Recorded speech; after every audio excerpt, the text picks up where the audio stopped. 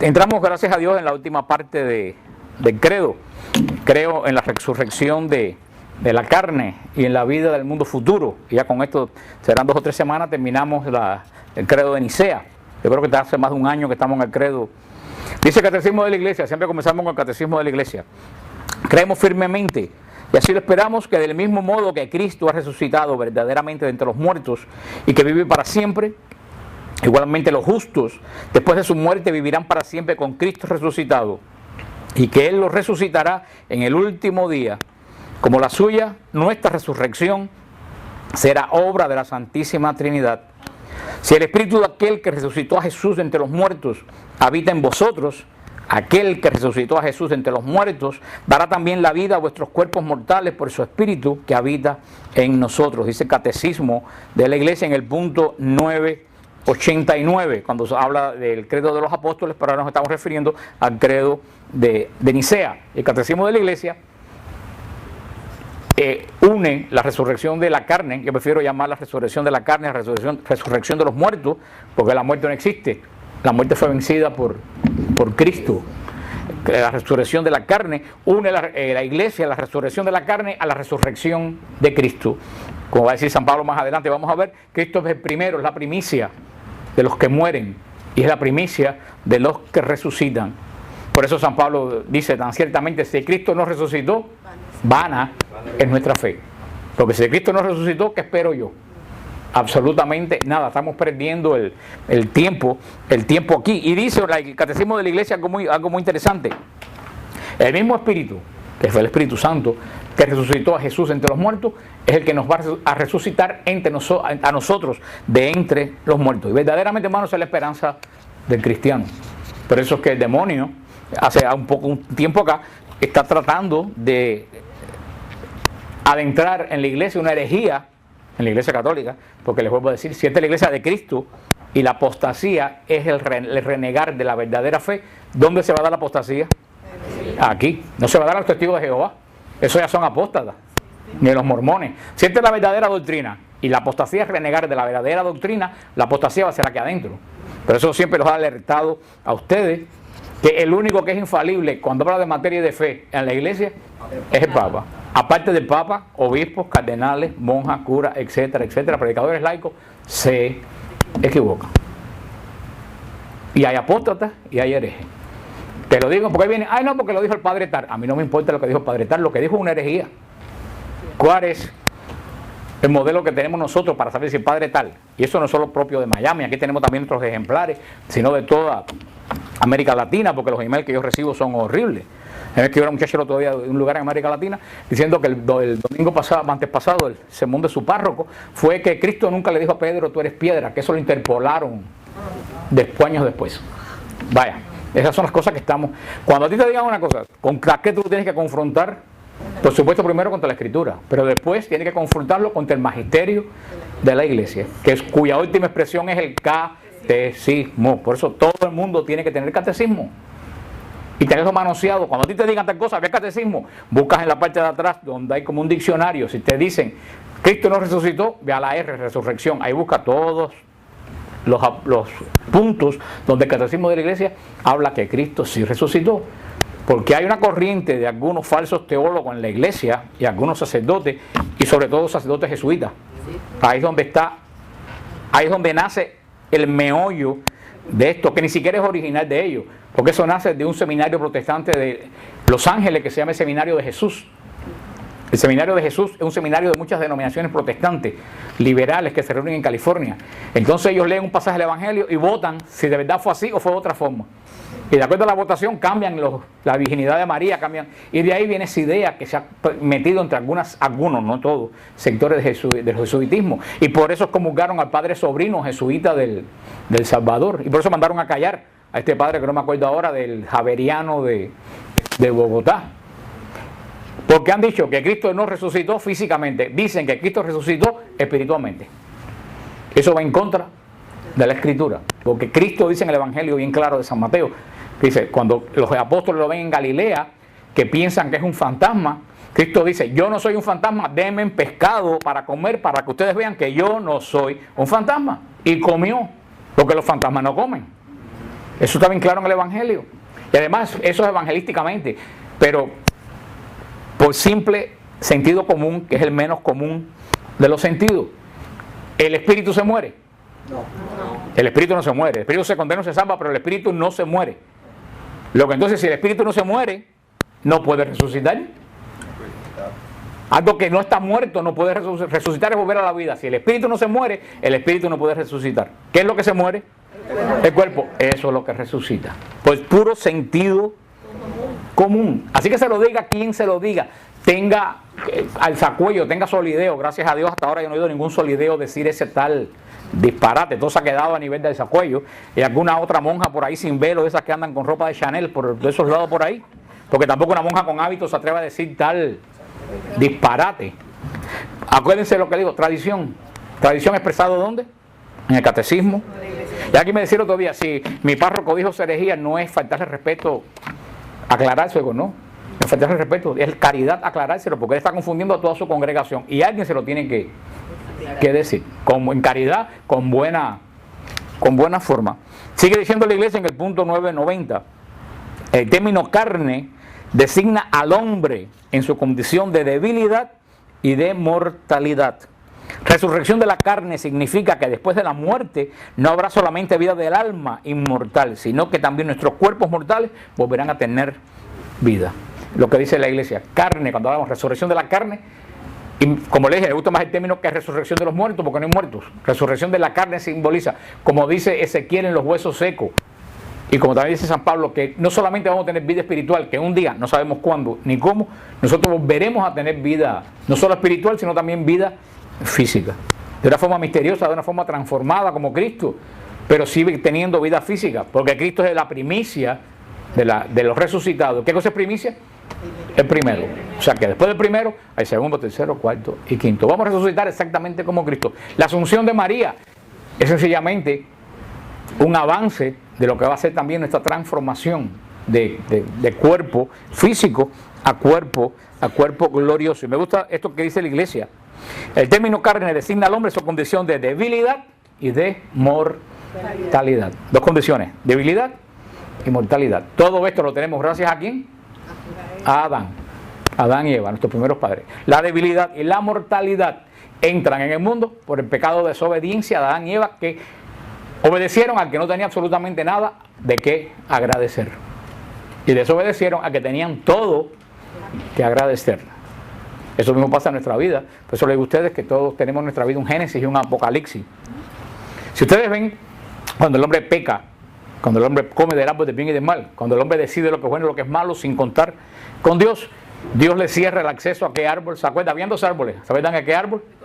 Al árbol de la vida. Le cierra el acceso al árbol de la vida por un querubín, cuidando, porque dice, el Señor dice, el hombre no estaba hecho para la muerte, en absoluto. La muerte entra y la enfermedad entra como consecuencia del pecado. Por eso que la muerte no es inherente a nosotros. Y como la muerte no es inherente a nosotros, le tenemos miedo. Nuestra humanidad rechaza la muerte porque no fuimos creados para la muerte. Cuando uno está creado para algo, nadie sabe, algunos sí, pero no todo el mundo se aterra ante el matrimonio, por ejemplo. Algunos sí, pero no todo el mundo se aterra porque estamos creados ¿para qué? Para reproducirnos. Es lo normal. Pero ¿por qué nos aterramos frente a la muerte? Porque la muerte es algo ajeno. Es como si ustedes le pusieran un castigo de tener que ir a limpiar las calles. Yo qué sé, cuando está llegando el día que tienes que ir a limpiar las calles, como tú no estudiaste ni trabajaste para limpiar calles, ¿qué es lo que te sucede cuando está llegando ese día? Te aterras porque eso, tú te das cuenta que eso no es para ti. La muerte no es para nosotros. Eso entró por culpa de la desobediencia. Por eso vemos que el Señor dijo, si de contra que han elegido lo que es bueno y lo que es malo y me han desobedecido a mí totalmente, si para cómo van a vivir para siempre, esto sí no tiene arreglo. Por eso hay que ponerle límite a esa desobediencia, porque el Señor sabía que la desobediencia estaba ¿dónde? En la parte humana nuestra, no en la parte espiritual, que es imagen y semejanza de él. Por eso nos privó de la parte del árbol de la vida, para que no viviéramos para siempre, habiendo sustituido a Él por nuestra propia conciencia. Por eso pone un querubín y nos cierra el camino al árbol de la vida. Pero si ustedes leen el Apocalipsis, en el capítulo 20 del Apocalipsis, al final de la historia, aparece el árbol de la vida de nuevo. ¿Tú sabes por qué? Porque ya Cristo levantó nuestra desobediencia con su muerte nos volvió a amigar con Él, y la vida que se nos fue quitada en el paraíso regresa a nosotros en el Apocalipsis, y simbólicamente vuelve de nuevo, ya sin ángel, el árbol de la vida accesible para todo el mundo. Dice la iglesia en el punto 991: creer en la resurrección de los muertos ha sido desde sus comienzos un elemento esencial de la fe cristiana. Decía Tertuliano: la resurrección de los muertos es esperanza de los cristianos. Somos cristianos por creer en ella. Fíjate lo que dice Tertuliano: la resurrección de los muertos es la esperanza de los cristianos. Decía Tertuliano: somos cristianos porque creemos en ella. Esa es característica, ninguna otra religión tuvo esa característica. Las romanas pensaban que los que se morían iban a un mundo subterráneo oscuro y ahí se quedaban forever and ever. El cristianismo presenta esta esperanza nueva. Todo no se acaba con la muerte. Al fin, es que todo, ni siquiera nos quedamos espiritual. Al final volvemos a la vida en forma física, decía Tertuliano. Esa es la esperanza de los cristianos. Por eso, y no solo por eso, por dar testimonio de su fe, pero por eso también iban los mártires contentos cantando a que se lo comieran los leones. Y la gente decía: ¿cómo esta gente se lo van a comer los leones? Y están tan contentos, porque para los romanos ahí terminaba el asunto. Para los cristianos ahí empezaba el asunto. Sigue diciendo 1 Corintios: ¿cómo andan diciendo algunos entre vosotros que no es resurrección de los muertos? Si no es resurrección de los muertos, tampoco Cristo resucitó. Y si no resucitó Cristo, vana es nuestra fe, vana nuestra predicación. Pero no, Cristo resucitó entre los muertos como primicia de los que han dormido. Dice San Pablo, 1 Corintios 15, del 12 al 20.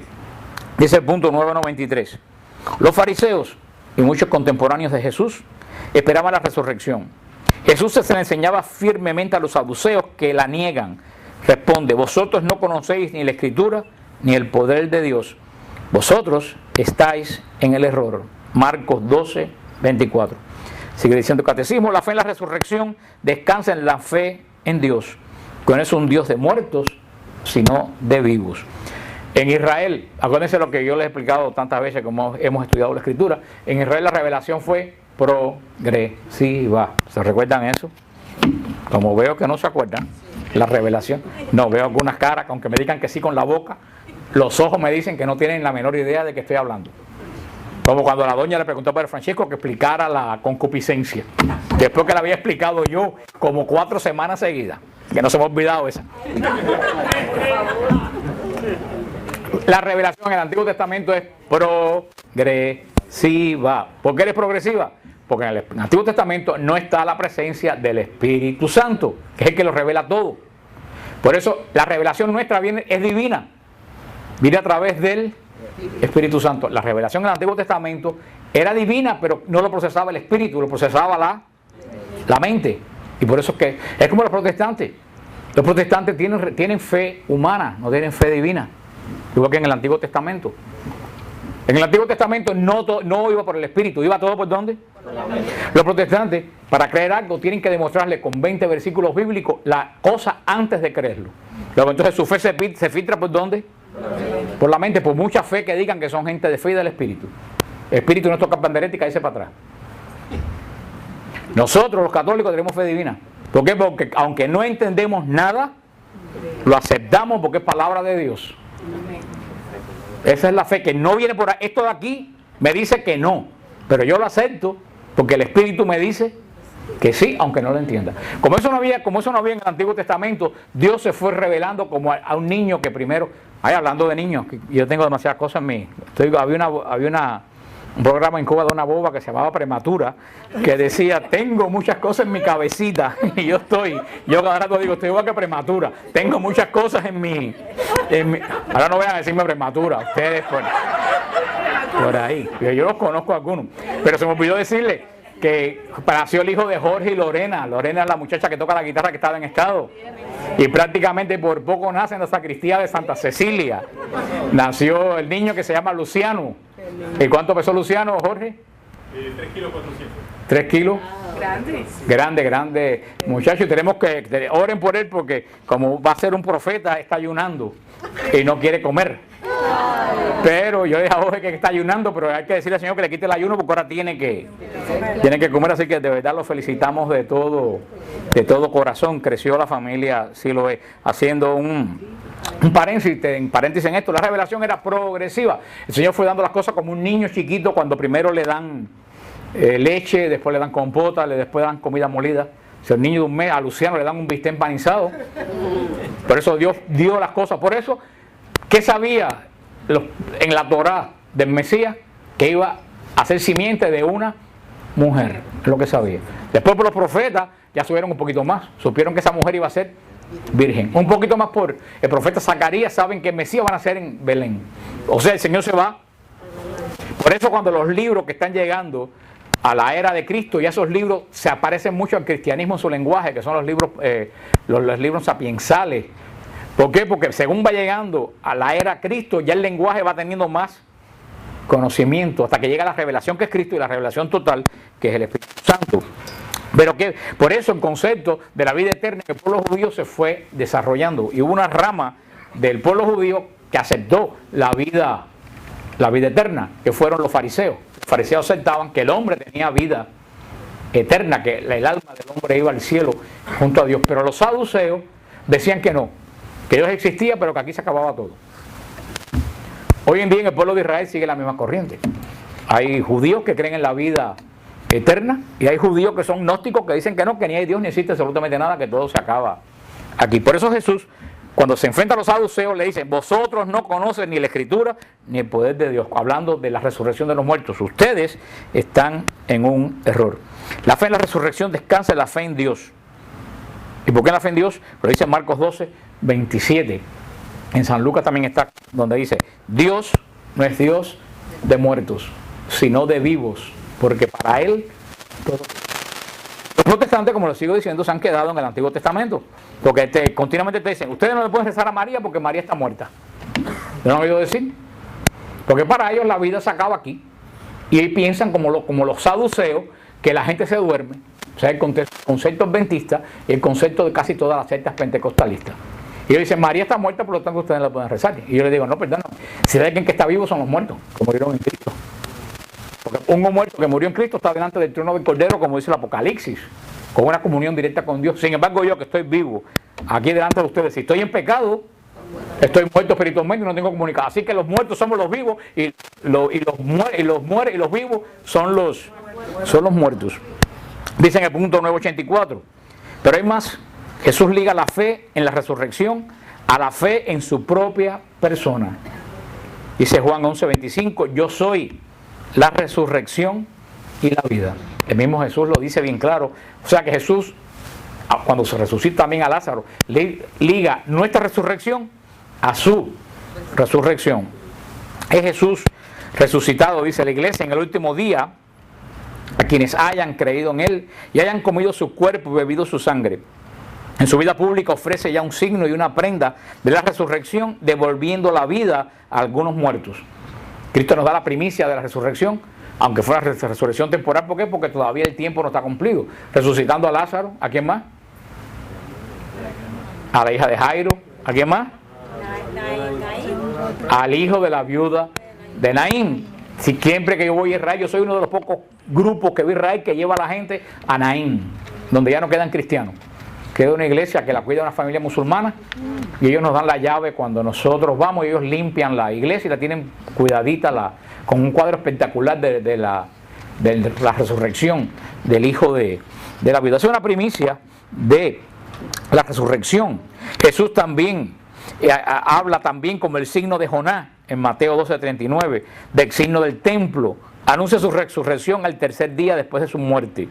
Dice en el punto 995: ser testigo de Cristo es el testigo de su resurrección. Hechos 1:22. O sea, esta es la buena nueva, esto es lo principal, y lo dice bien claro en Hechos 1. Ser testigo de Cristo es ser testigo de ¿qué? De su resurrección. Porque si Cristo no resucitó, volvemos a decir, vana es nuestra fe. Todo el mundo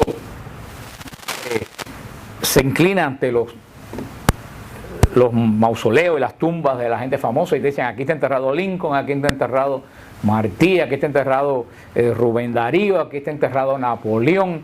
Sin embargo, nosotros los cristianos, como signo de contradicción, nos inclinamos delante de una tumba que está vacía. Y a mí nunca se me olvida ese sermón. A mí nunca se me olvida una vez que fuimos a Israel y no llevamos sacerdote. Porque muchas veces los mejores viajes a Israel son cuando no llevamos sacerdote. Porque dice, llevamos sacerdote de aquí que lo conocemos de toda la vida. Y nos dice en Jerusalén lo mismo que nos dice aquí. Pero cuando vamos a Israel, que llevamos sacerdote, vemos misa de los sacerdotes que están ahí viviendo en el mismo lugar y siempre tienen un mensaje nuevo que... Y fuimos al Santo Sepulcro y un franciscano del Santo Sepulcro argentino nos dio la misa. Y él nos dijo, yo se lo he dicho unas cuantas veces este cuento, él nos dijo, ustedes han atravesado miles de millas, han pagado miles de dólares, han pasado noche encogidos en un avión incómodo para llegar al único lugar de la tierra que yo les puedo asegurar que Cristo no está. Y nos señaló delante de la tumba en mármol, allá escrito en griego algo, me dijo, mire, y lo dice ahí, ahí dice a la entrada de la puerta, aquí no está. No digo, en cualquier sagrario de las iglesias de ustedes, Cristo está, y ustedes no van. Un tremendo sermón que nos dio aquel sacerdote en el santo sepulcro, porque verdaderamente, como signo de contradicción, los cristianos buscamos un rey en un pesebre y a un muerto en una tumba que está vacía. Dice la iglesia en el punto 995, ser testigo de Cristo es ser testigo de su resurrección, haber comido y bebido con él después de su resurrección de entre los muertos. Se lo dice en el Hechos 10 Pedro. Nosotros comimos y bebimos con él, son testigos de eso, no que nos contaron, nosotros mismos nos sentamos y lo vimos comer y comió junto con nosotros. La esperanza cristiana de la resurrección, dice la iglesia, está totalmente marcada por los encuentros con Cristo resucitado. Y esto es así, porque fíjate, ¿qué pasa con los apóstoles? Cualquier psicólogo puede estudiar eso. ¿Qué sucede con los apóstoles después de la crucifixión? ¿Qué es lo que tenían? Miedo y miedo. El primero niega a Cristo delante de una criadita de 13 o 14 años de sumo sacerdote, ni siquiera delante de un sacerdote. Los otros 10 ni se sabe, por lo menos Pedro lo siguió aunque lo negó. Los demás no se sabe dónde fueron a parar. Juan, que era un muchacho, fue el único que lo acompañó. ¿Y cómo estaban? El día de Pentecostés dice, el día de la resurrección, ¿cómo estaba? Dice, a puerta cerrada, por miedo a los judíos. Y después Pedro se para y dice, ustedes, 40 días después, ustedes crucificaron a ese Jesús que yo le predico hoy. Y dice, bueno, en esos 50 días, ¿qué fue lo que pasó?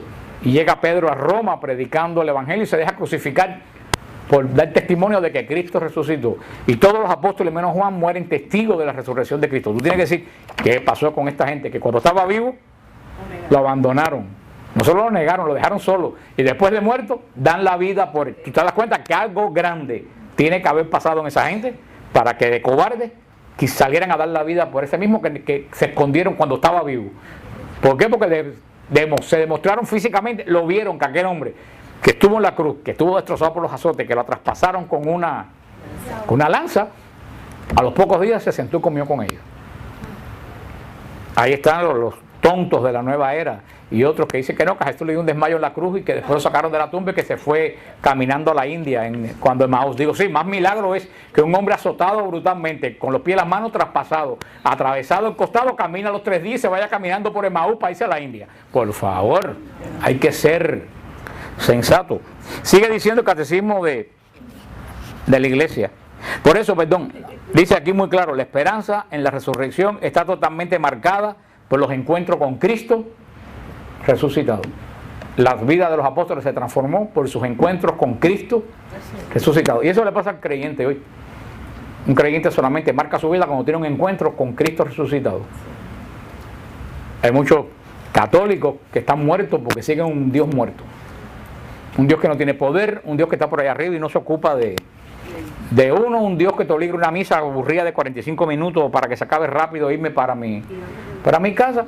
Son cristianos muertos porque su Dios está muerto. Cuando una persona tiene un encuentro personal con Cristo resucitado, eso, como los apóstoles, también cambia tu vida. Por eso un teólogo, Kramer, no me recuerdo el nombre ahora, él decía, la evangelización del cristiano de este siglo o la fe del cristiano de este siglo no puede ser la fe que heredó su abuelita. Eso era antes. Nosotros heredamos la fe, muchos de nosotros heredamos la fe de nuestros abuelos que nos los enseñaron. Pero dice el teólogo, esa fe ya hoy en día no vale en esta generación. Dice hoy en día, la fe del nuevo creyente tiene que ser con un encuentro vivo con un Dios actuante. Por eso mucha gente cuando me dice, ay, ¿qué versículo le tengo que dar a mi marido para que se convierta? Le digo, ninguno, llévalo a un retiro. Llévalo a un retiro. Yo no veo a nadie que se convierta porque tú le digas 4 versículos. Si tú tienes un ateo, rétalo a ir a un retiro. Si tú eres macho, vete a un retiro conmigo. Rétenlo. Y ese encuentro que puede tener esa persona con Cristo vivo en un retiro, un encuentro de tú a tú, lo va a cambiar más que 100 versículos bíblicos. Yo siempre se lo digo a las personas. Eso fue lo que transformó al padre Joseph de Pentecostal en monje benedictino. Un retiro que aceptó ir por un reto que le hizo a alguien. Nada, tú no eres capaz de ir a un retiro católico. Yo, claro que voy, si ahí no va a pasar nada. Y de Pentecostal terminó en monje nada menos y nada más que benedictino. Y como eso, ¿cuántos testimonios yo le pudiera dar de amigos míos que yo he retado de ir a retiro y el Señor los ha cogido ahí? O sea, hoy en día la evangelización no puede ser de alguien que yo te digo, sino tiene que ser como esto, como los apóstoles, tener un encuentro con Cristo vivo, que Cristo te saque un retiro y te zarandee y que tú digas, wow, está vivo. Dice el punto 996, el último punto que vamos a ver del Catecismo de la Iglesia. Desde el principio, la fe cristiana en la resurrección ha encontrado incomprensiones y oposiciones. Fíjate lo que dice la Iglesia en el punto 996, márquenlo. Desde el principio, la fe cristiana en la resurrección ha encontrado incomprensiones y ¿qué? Oposiciones.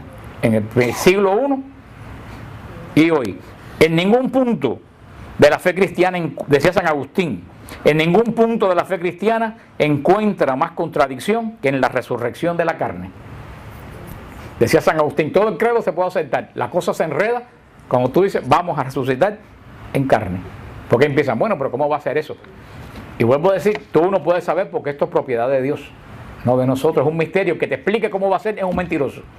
Eso nadie lo conoce. Solamente sabemos que tal como Cristo resucitó, que es el primero, nosotros vamos a resucitar. Y después lo vamos a ver como lo dice Tesalonicenses. Se acepta muy comúnmente que después de la muerte, la vida de la persona humana continúa en forma espiritual. Pero ¿cómo creer que ese cuerpo tan manifiestamente mortal pueda resucitar a la vida eterna? Dice la Iglesia, muy claramente referente a la resurrección. A ver, vamos a ver 5 minutos, le damos chance a Daniel. La semana que viene pues vamos a empezar entonces pues vamos a seguir con esto de la Iglesia, de cómo dice el Catecismo de la Iglesia, cómo dice la Iglesia que resucitan los muertos. Y después de esto vamos a entrar entonces a la parte de la apologética de la muerte, de la resurrección. Y después de esto, pues terminamos con el amén y cerramos el capítulo del credo. Solamente creo que van a ser como 2 clases, que vamos a hablar de la resurrección de la carne y después de la vida eterna, de la parusía, que es el comienzo de la resurrección de la carne y la vida eterna. Porque cuando muchas veces dice la vida eterna, todo el mundo piensa que es el cielo, pero la vida eterna no es el cielo. La vida eterna es después de la